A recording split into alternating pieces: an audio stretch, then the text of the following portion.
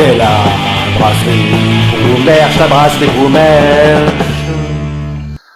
Bonjour, donc vous me demandez souvent, quand je vous vois sur le marché tout ça, les process pour faire de la bière. Donc j'ai décidé de faire une petite vidéo sur un brassin. Donc demain je vais faire l'éphémère de février.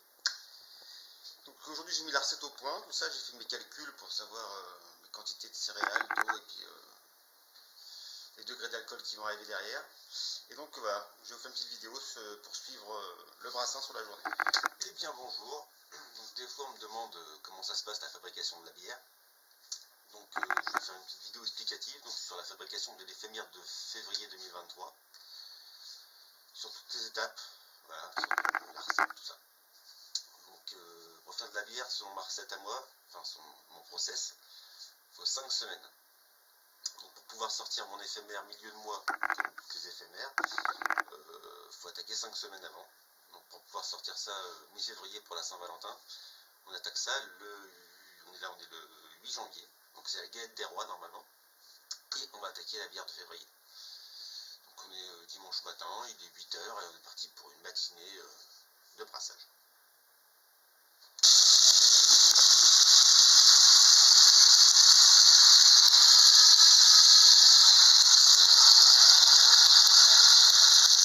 Voilà, j'ai calculé mon volume d'eau pour ce qu'on avait appelé l'empâtage, c'est-à-dire on va mettre le grain dans l'eau à une certaine température qu'on va pouvoir contrôler là. Et pour pouvoir extraire donc, le sucre. Donc on va mettre ça à chauffer et on va aller concasser le grain. Voilà.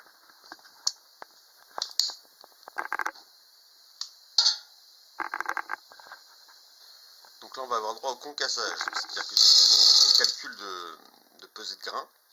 Donc dedans on a du blé, de l'annéville.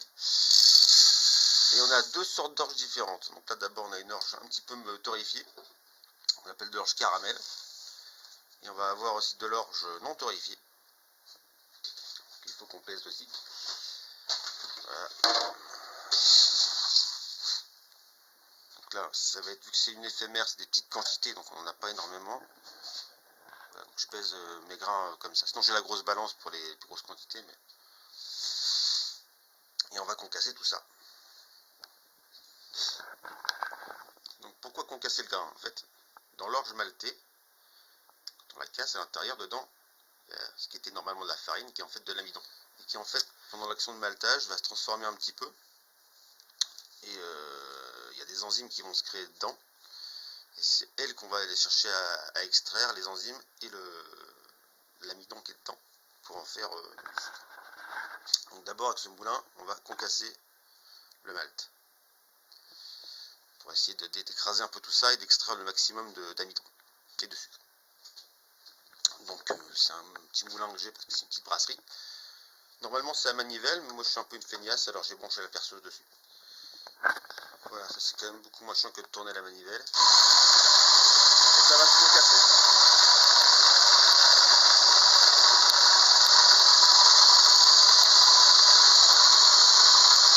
Donc une fois concassé, le grain, je le récupère en dessous. Et voilà, vous voyez que le grain, il a été écrasé en petits morceaux. Moi, ils sont vraiment un peu petits. C'est un peu de farine qui s'est mis dedans.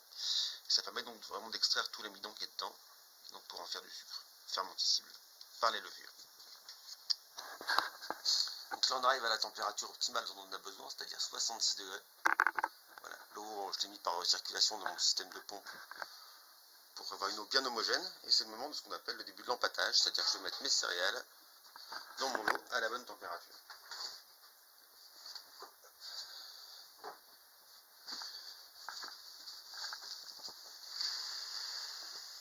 Hop.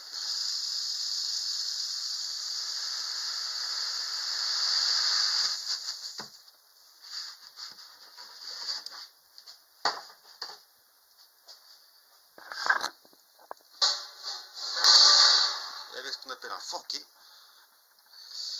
on va homogénéiser tout ça. Donc là j'ai mis encore un petit peu à chauffer parce que les céréales froides dans l'eau qui était à la bonne température, ça va baisser un petit peu ma température d'eau. Je vais remettre à circuler tout ça, on va mélanger. Et puis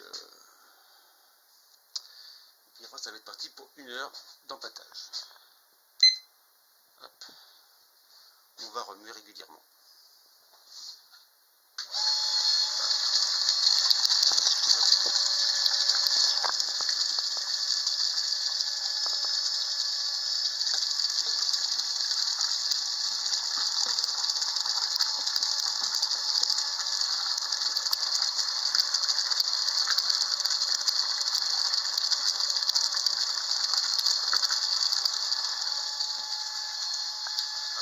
Pour la température,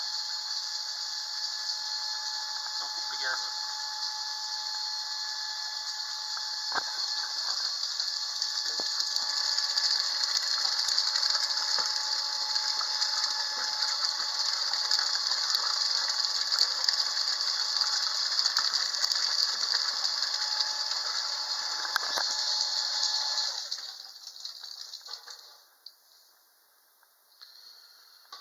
On va couvrir, et à peu près toutes les 7-10 minutes, on va remuer pour que la réaction biochimique se passe bien et que toutes les enzymes mangent bien tout l'amidon. Alors pendant les temps d'attente, on va surtout pas rien faire, c'est le principe. Toutes les bouteilles que vous me ramenez le samedi matin, les consignes, moi il faut que je les nettoie, que j'enlève les étiquettes. Donc c'est le moment où bah voilà, je mets mes bouteilles à tremper, une petite canne que j'ai bricolée pour décoller la pompe de Nippon. Et je mets un petit coup de machine que j'ai bricolée pour nettoyer l'intérieur aussi. Voilà. Donc, on optimise le temps.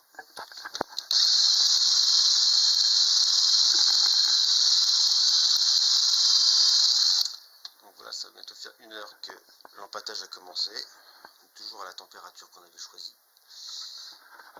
Je vais laisser un petit peu le mou redescendre dans le fond de la cuve pour favoriser la filtration. Maintenant, donc, on va transférer ce mou de bière, cette mèche comme on dit, dans la cuve d'ébullition. Voilà. Ça va permettre de faire coaguler les protéines qui sont dedans.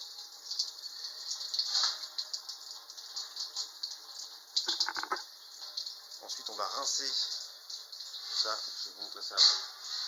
Là il reste 20 secondes, je vais lancer la pompe de transfert.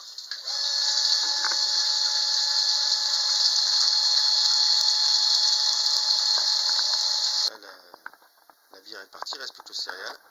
Et dans ce céréales il reste encore du sucre en fait. Donc j'ai fait chauffer de l'eau préalablement. Et en fait on va rincer le grain pour vraiment extraire tous les sucres.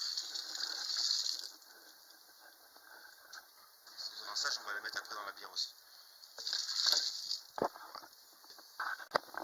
Donc là notre mou de bière était intégralement transféré. J'ai contrôlé, j'ai mon bon volume. On a allumé la chaufferie et là maintenant on va monter ça à ébullition et c'est là qu'on va ajouter les houblons quand ça va commencer à bouillir.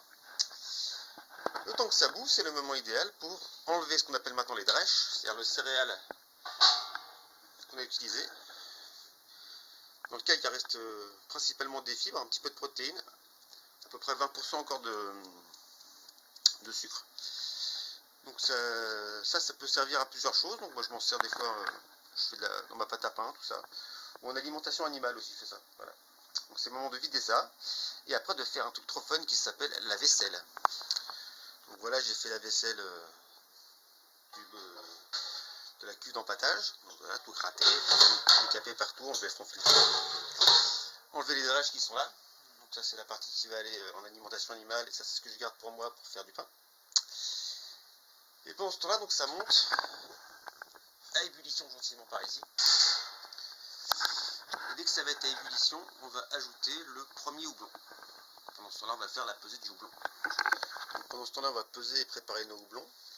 Il va y avoir 2 houblons. Un houblon que j'achète pour l'instant, sous forme de petits bouchons comme ça, de petits granulés. Et dans toutes mes bières, il y a toujours du houblon que je produis moi. Donc là, pour le deuxième houblon, c'est du houblon que j'ai cueilli moi et qu'on va utiliser en aromatique. Ça va être le houblon amérisant qui va amener l'amertume et celui-là va apporter de l'arôme. Donc ça c'est le houblon qui va être le houblon amérisant. On va mettre en début d'ébullition pour sortir toute l'amertume du houblon. Ça c'est le houblon, donc un houblon que je cultive moi, que j'ai congelé préalablement. Et qu'on va mettre en fin d'ébullition pour apporter justement le côté goût, le côté aromatique du goût. Donc là l'ébullition a commencé, on va mettre le houblon amérisant. Hop, dedans. Et c'est parti pour 50 minutes. Et pendant ce temps-là, on va couper le gingembre. C'est du gingembre frais que j'ai acheté, que j'ai pas cultivé, mais si jamais ça marche bien, je vais en cultiver quand même un peu aussi. Donc on va couper ça et on l'ajoutera avec le houblon aromatique, juste 10 minutes avant la fin, pour amener tout le goût. Voilà. Voilà le gingembre une fois coupé en petits morceaux, en petits dés. C'est pas des pommes de terre, ça ressemble, mais c'est pas ça. Coupé, pesé. Voilà. Donc je pense qu'on devrait avoir une bonne quantité. Après la vidéo que j'ai fait en tout cas, ça devrait être bien. Et je vais mettre ça avec le houblon aromatique 10 minutes avant la fin. Donc là, ça va bientôt être la fin des 50 minutes. Je vais bientôt pouvoir ajouter donc mon houblon aromatique et mon gingembre que j'ai mis dans un filtre à tout ça. Et au passage, j'ai mis à désinfecter mon système de refroidissement. Voilà, dans l'ébullition. Je vous expliquerai après à quoi ça sert. On attend encore une petite minute et puis je vais mettre ça à l'intérieur pendant encore 10 minutes. Donc, le chrono vient de sonner. J'avais mis à désinfecter aussi mon système de pompe. Et on va faire le transfert donc, du mou de bière dans le fermenteur. Donc, j'ai retiré mon gingembre et mon houblon. Je vais faire juste encore une petite étape pour faire coaguler les protéines vraiment dans le fond de la cuve. Et on va transférer. Voilà, j'ai fait l'étape qui consiste en fait à faire coaguler toutes les protéines qu'on cuit dans le fond de la cuve. Parce que justement l'ébullition ça sert à stériliser le mou au départ et à faire coaguler les protéines. Et on va pouvoir transférer dans la cuve donc j'ai préalablement nettoyé et désinfecté, qui servira de fermenteur donc pendant les 3 prochaines semaines. Donc on va transférer.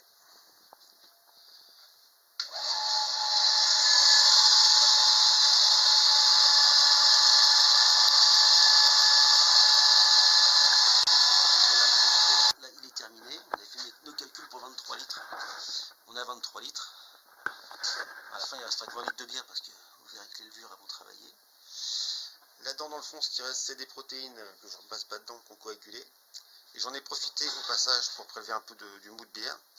Et avec le réfractomètre, de savoir la densité qui me permettra de calculer le degré d'alcool. Enfin, de vérifier le degré d'alcool parce que j'ai fait mettre calcul avant. Et pour l'instant, je suis dans les clous. Donc c'est bon, on est bon. On aura bien les 5 degrés de l'éphémère de ce mois-ci. Donc là maintenant, mon serpentin, je vais le brancher sur la pompe de refroidissement. Et en fait l'eau du puits, tout simplement. Je ne vais pas prendre l'eau du robinet pour ça. Et je vais faire refroidir mon mou pour pouvoir mettre après mes levures et pour ensemencer donc mon mou de bière. Donc, pendant que le mou refroidissait, là il vient de finir, il y a une vingtaine de degrés, j'ai fait un truc très original, j'ai fait la vaisselle, parce qu'il ne faut pas oublier que c'est la base du boulot. Et donc là je vais ensemencer donc mon mou de bière avec une souche de levure que j'ai choisie pour cette bière là. Et la fermentation va commencer ensuite dans quelques heures. Et ça va rester là-dedans pendant 3 semaines. Le temps de faire la fermentation primaire et secondaire. Et dans 3 semaines, on se revoit pour l'embouteillage. Donc là, je viens de mettre la levure, donc je n'ai pas filmé parce que c'était pas très pratique avec la caméra. Et donc là, maintenant, ça va partir pour 3 semaines de fermentation dans la chambre chaude qui est à 20 degrés. Voilà, il y a les autres fermenteurs là pour les standards. Et les refermentations en bouteille, mais ça je vous expliquerai quand on y sera. Ça va commencer à fermenter dans quelques heures.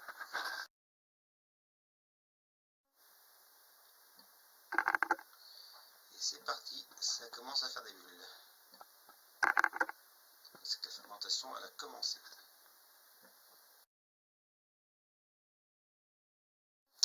Là on est 3 semaines plus tard, la bière s'est formée, donc les levures ont travaillé. Il y a encore un peu de dépôt de levure sur le dessus. Toutes les levures mortes sont tombées dans le fond. On a une bière bien limpide au milieu, que maintenant on va resucrer et mettre en bouteille. On va resucrer pour activer un petit peu les levures pour qu'ils recréent du gaz dans les bouteilles. Et ça va refermenter encore pendant 2 semaines. Donc une fois le transfert terminé, donc dans le fermenteur il ne reste plus que des protéines et des levures mortes. Donc ça va être nettoyé. Au passage j'ai repris la densité pour calculer mon taux d'alcool. Donc on est bon, on est dans les clous. Donc la bière a été transférée dans une cuve qu'on appelle de resucrage. On met un peu de sucre dedans pour réactiver la fermentation dans la bouteille. Et ça va partir dans l'embouteilleuse. Puis après, les capsules là-bas qui sont désinfectées, capsulées. Et ça repart pour 3 semaines pour 2 semaines de fermentation.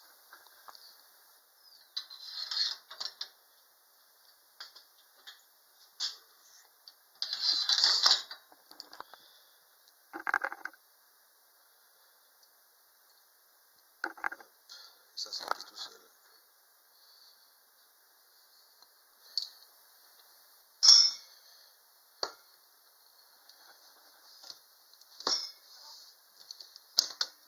Et voilà.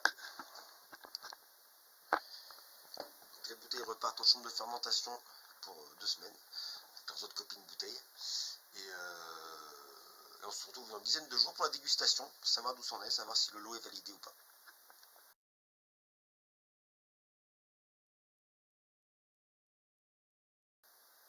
Donc là on est 10 jours après la refermentation en bouteille, c'est le moment du contrôle qualité pour savoir si le lot est validé ou pas. Déjà ça gauche pas, bon signe.